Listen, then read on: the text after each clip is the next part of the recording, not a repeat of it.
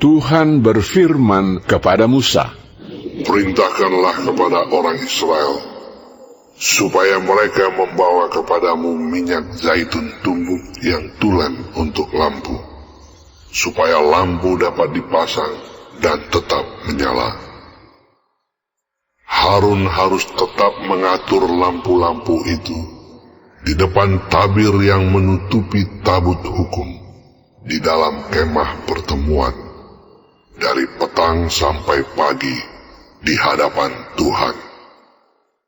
Itulah suatu ketetapan untuk selama-lamanya bagimu turun-temurun.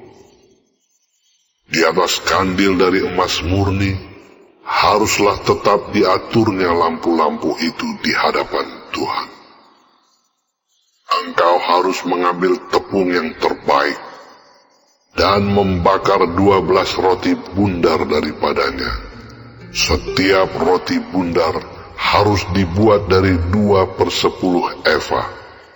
Engkau harus mengaturnya menjadi 2 susun, 6 buah sesusun, di atas meja dari emas murni itu di hadapan Tuhan.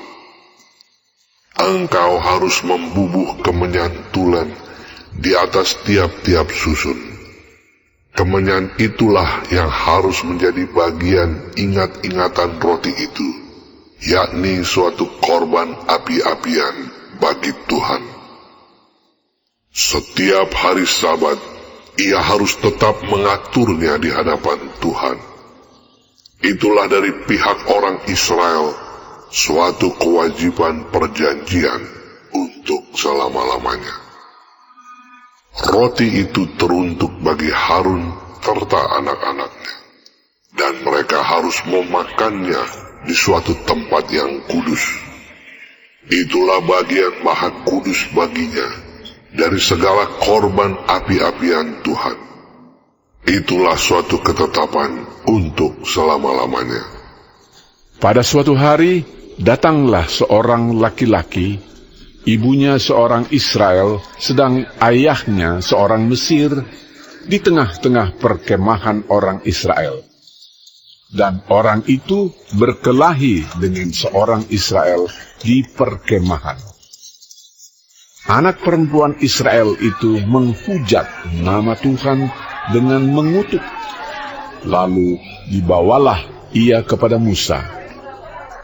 Nama ibunya ialah Selomit binti Dibri dari suku Dan.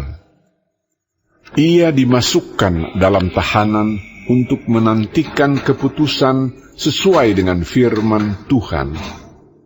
Lalu berfirmanlah Tuhan kepada Musa, "Bawalah orang yang mengutuk itu keluar perkemahan, dan semua orang yang mendengar haruslah meletakkan tangannya ke atas kepala orang itu. Sesudahnya, haruslah seluruh jemaah itu melontari dia dengan batu. Engkau harus mengatakan kepada orang Israel begini, setiap orang yang mengutuki Allah harus menanggung kesalahannya sendiri. Siapa yang menghujat nama Tuhan, pastilah ia dihukum mati dan dilontari dengan batu oleh seluruh jemaah itu. Baik orang asing maupun orang Israel asli, bila ia menghujat nama Tuhan, haruslah dihukum mati. Juga apabila seseorang membunuh seorang manusia, pastilah ia dihukum mati. Tetapi siapa yang memukul mati seekor ternak, harus membayar gantinya seekor ganti seekor. Apabila seseorang membuat orang sesamanya bercacat, maka seperti yang telah dilakukannya, begitulah harus dilakukan kepadanya. Patah ganti patah, mata ganti mata, gigi ganti gigi. Seperti dibuatnya orang lain bercacat, begitulah harus dibuat kepadanya. Siapa yang memukul mati seekor ternak, ia harus membayar gantinya. Tetapi siapa yang membunuh seorang manusia, ia harus dihukum mati. Satu hukum berlaku bagi kamu, baik bagi orang asing maupun bagi orang Israel asli, sebab akulah Tuhan Allah. Demikianlah Musa menyampaikan firman itu kepada orang Israel, lalu dibawalah orang yang mengutuk itu keluar perkemahan, dan dilontarilah dia dengan batu. Maka orang Israel melakukan seperti yang diperintahkan Tuhan kepada Musa.